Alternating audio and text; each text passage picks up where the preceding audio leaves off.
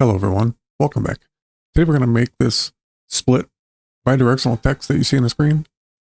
One of my subscribers asked me if I would do a tutorial on this, and I'll go ahead and do it for her. Start out on the edit page, go to media pool as usual, right click, new Fusion comp.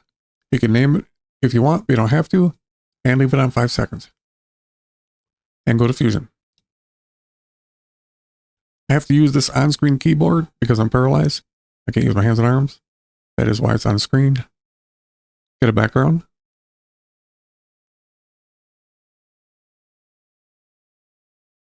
We can go to one viewer for this. Change the type to vertical.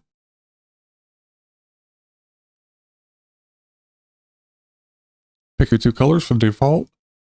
We are going to make a macro at the end, and all these settings will be in that macro. Get a text node. Merge it into the background. Select the text node. Put the text you're liking in. Again, this is just for default. If you do find this video interesting, would you give me a like, please?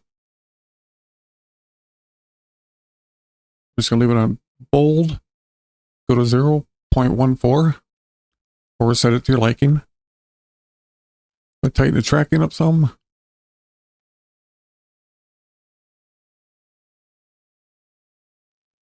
.95, or again, set it to your liking. Go to shading. Come down here to size. Change the Y size to 1.5.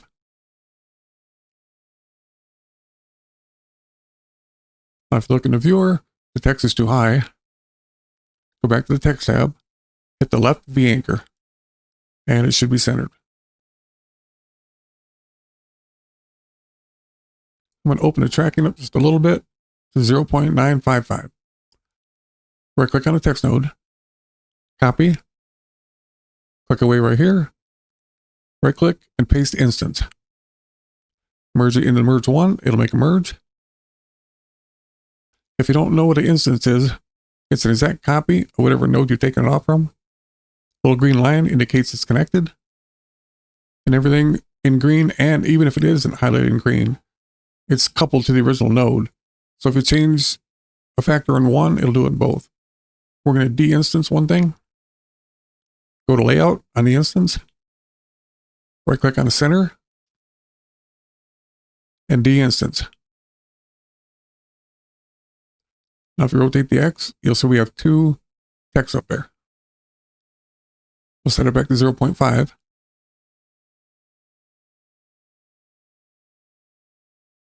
And get a rectangle. Plug it into the blue mask input.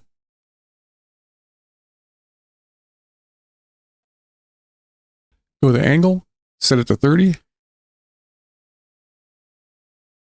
Take the width all the way up. We're going to have to readjust this anyhow. Take the center X towards about the center of the text.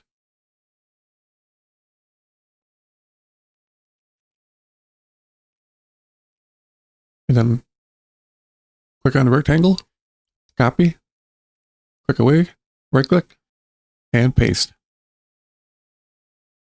And plug that into the merge. Highlight them both, select the second one. Take the center X and rotate it to the right. We are going to have to readjust these later. We just need to get them real close.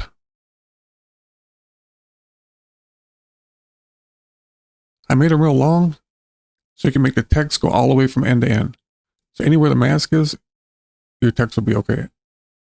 That's good for now. We'll have to come back to that. Make sure your playhead is on frame 0. Select the text node.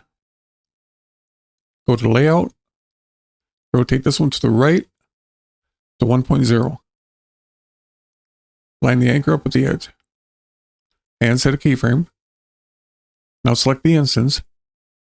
Take that one to the left to 0.0. Right on the opposite edge. And set a keyframe. I'm on a 30 FPS. You may have to adjust accordingly. I'm going to advance 1 second.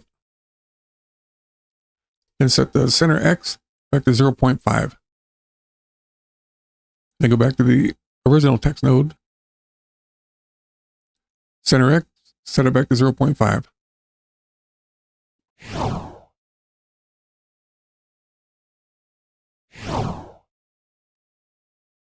Select both the instance and the text node over your spline. Hit this little shrink window.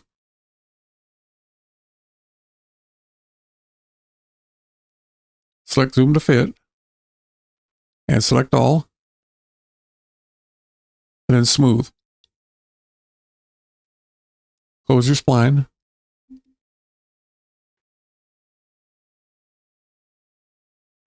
I'm going to put a keyframe stretcher in here.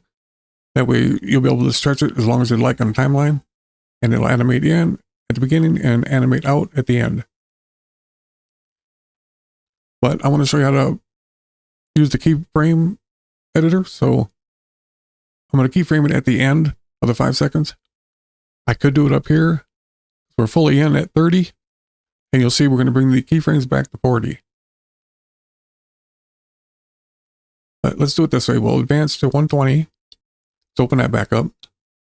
Go to shading. Put a keyframe on opacity. Take your playhead to the end, which is 1 second. And take the opacity all the way down. Now we should have our animation.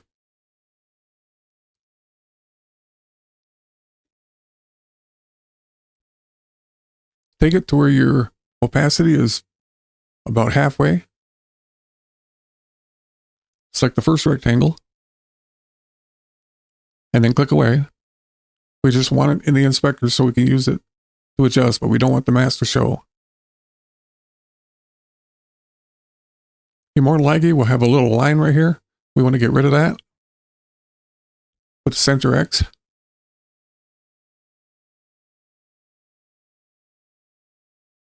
Take it to where you cannot see it.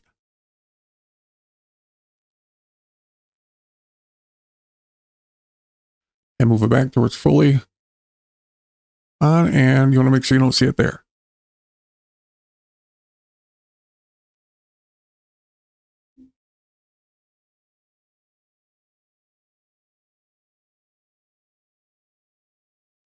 Okay, sometimes it's easier to just type the correction in.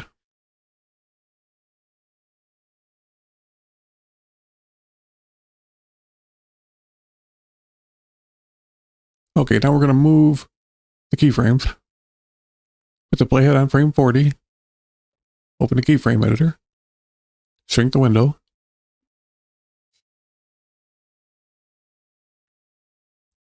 You highlight both of them.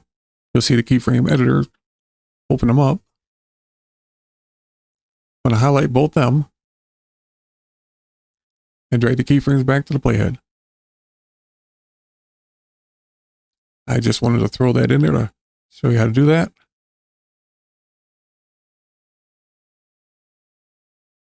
Okay, select the merge to, shift space, and keyframe stretcher. Now remember, our points were between 30 and frame 40. So on a stretch start, put in 30, and a stretch end, 40. Advance your playhead till the opacity is almost invisible. And take your source end, rotate it to the left. We'll have to do it several times. And you want it to disappear with about 15 frames left.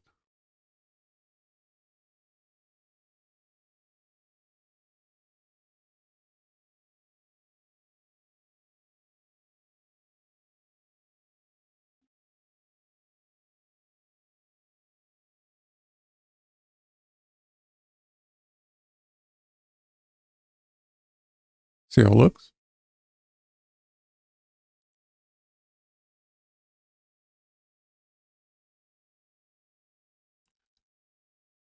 You don't have to put the keyframe stretcher in if you don't want.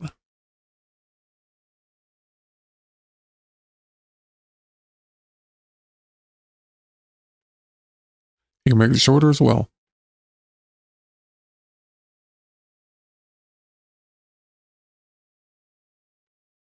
Okay, we'll go make the macro. Click away, make sure nothing's selected. You want to make sure you include the background, everything except the media out. Start up where I'm at, highlight it from the text down. Right click on any one of them, go to macro, create macro, give it a name,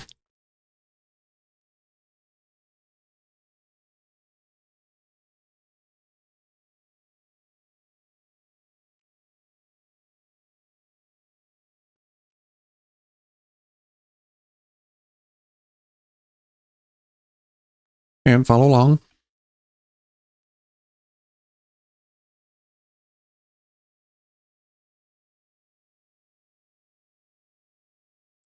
Shading,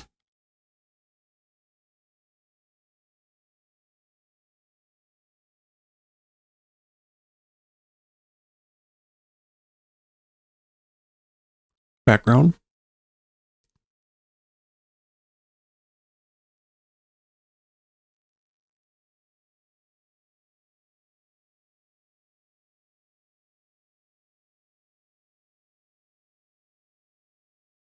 go to File,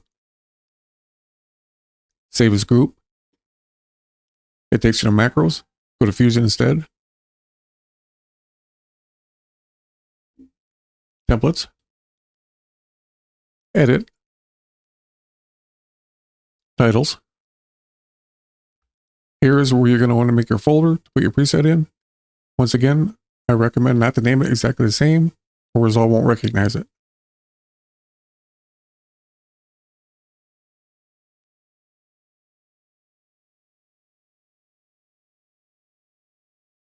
If you can't find it, you may have to restart Resolve.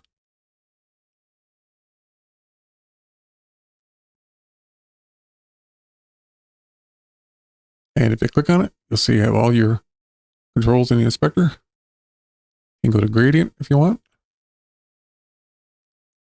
Horizontal. Do your four corner. We're going to leave it here. And again, we can stretch it as long as we'd like.